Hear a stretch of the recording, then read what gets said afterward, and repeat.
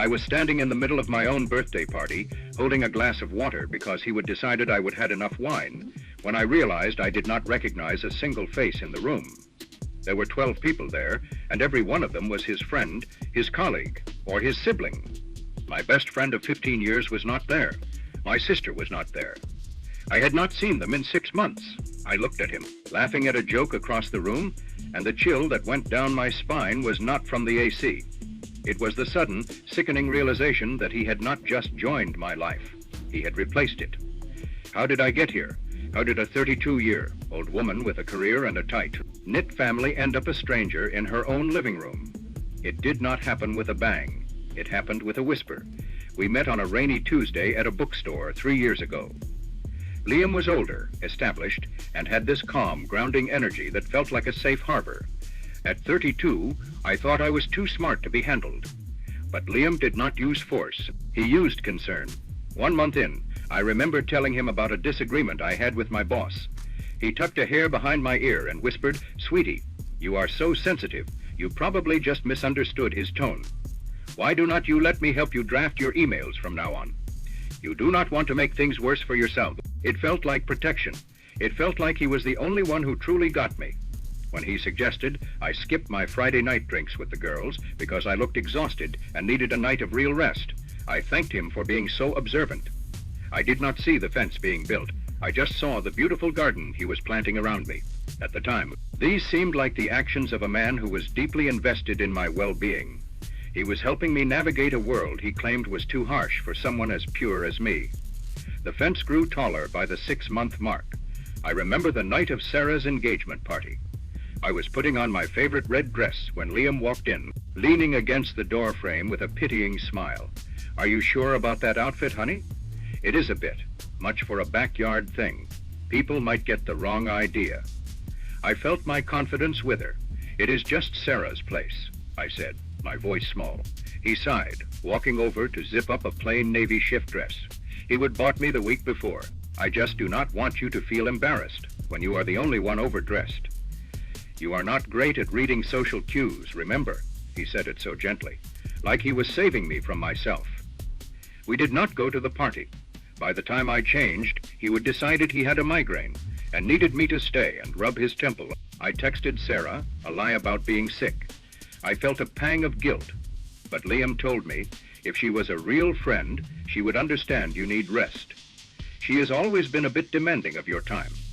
Do not you think, by year 1, the comparison trap became his favorite tool. We were out for dinner, a rare occasion where I would manage to invite my brother, Mark, throughout the meal. Liam kept bringing up his ex-girlfriend, Elena. "Elena used to be so good at managing her finances," he remarked while I was looking at the menu. "She never got overwhelmed by the little things like you do." It is okay, though. Some people just are not built for adult responsibilities. I felt Mark's eyes on me, confused and angry, but I just laughed it off. "I am just a mess, I guess," I said. Later, when Mark tried to pull me aside to ask if I was okay, Liam was suddenly there, hand firm on the small of my back. "Is Mark bothering you with his drama again? You look so stressed, babe. Let us get you home." On the drive back, he was silent. I knew the silent setup was beginning.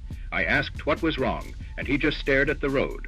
"You should know why I am disappointed," he finally said. "If you actually cared about our relationship, you would not have let your brother disrespect our private life like that."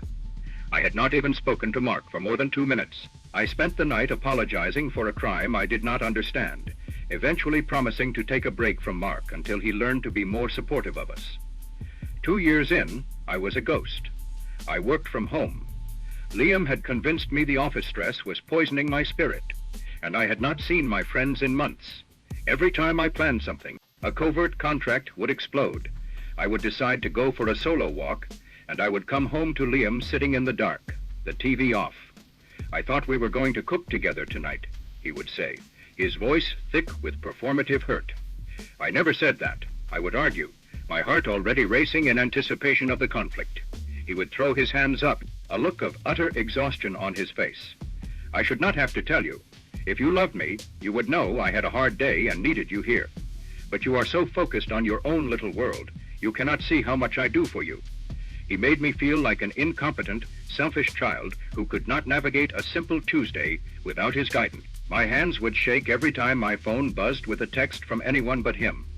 I started deleting messages before he could see them, not because I was cheating, but because I could not handle the hour-long debrief about why that person was toxic or a bad influence on my mental health.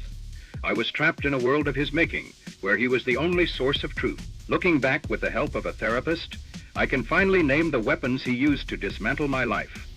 The primary tactic was infantilization. Liam treated me like a helpless child to strip away my autonomy.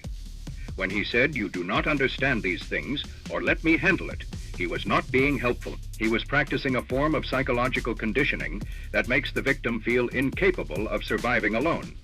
It works because it is framed as care. You stop trusting your own judgment because the person you love constantly tells you your judgment is flawed. Sound familiar?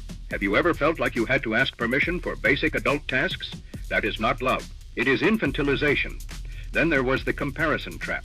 By constantly measuring me against his perfect exes or more capable women, he kept me in a state of perpetual inadequacy. I was so busy trying to win the competition for his approval that I did not notice he had moved the finish line. This tactic destroys self-esteem, making you believe you are lucky he stays with a screw-up like you. It keeps you focused on your own perceived failures instead of his actual abuse. He also mastered covert contracts. These are unspoken rules that he expected me to follow, only revealing the rule after I would already broken it. "If you loved me, you would know" is the anthem of the manipulator. It creates a walking on eggshells environment where you are constantly hypervigilant, trying to guess their needs to avoid punishment. It is a way of keeping you in a state of constant anxiety, ensuring your focus is always on them and never on your own needs. Finally, the silent setup. He would engineer situations, like the dinner with my brother, where I was destined to fail a test I did not know I was taking. He wanted me to fail, so he had a justified reason to isolate me further. This is a power move designed to make the victim feel guilty for the manipulator's own toxic behavior. It is a way of saying, "I am not the bad guy for isolating you. You are the bad guy for making me feel like I have to." It is brilliant, it is cruel, and it is incredibly common. The realization at the party did not lead to a dramatic movie exit. I wish it had. Instead, it led to a year of ongoing struggle that I am still in the middle of. When I first tried to set a boundary, telling him I was going to see my sister alone, he did not scream. He did something worse. He cried. He sat on the edge of the bed and told me I was abandoning him when he was at his most vulnerable. That is Darvo deny, attack and reverse victim and offender. He made my independence look like cruelty. He made my need for family look like a betrayal of our special bond. I have not left yet. We live together, and our finances are tangled because I let him handle them for so long. But I am practicing the gray rock technique. I keep my conversations short, boring, and factual.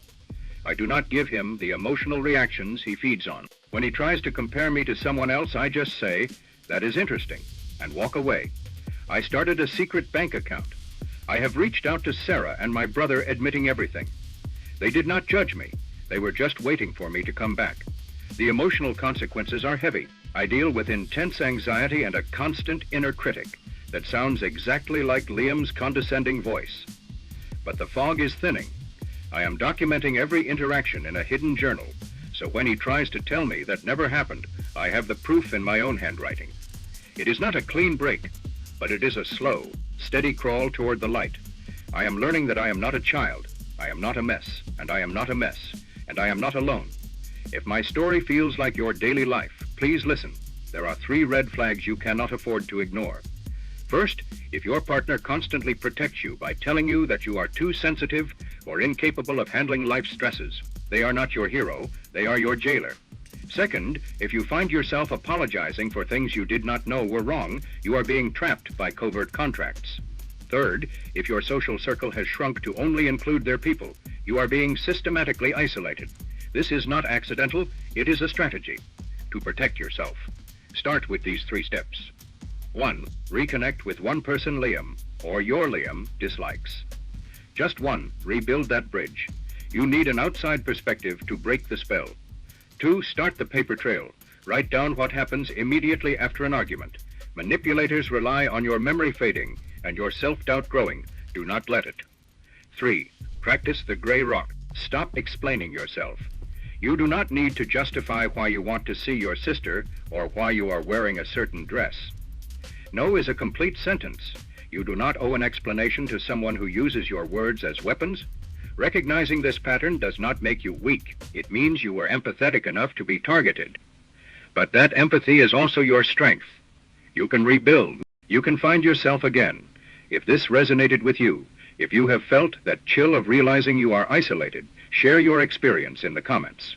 We break the isolation by speaking out. We take back our power by naming the tactics. You are not too sensitive, and you are not a mess. You are just ready to be free. Let us support each other in that journey. Do not forget to like and subscribe for more stories and psychological insights. You are stronger than the stories they tell about you.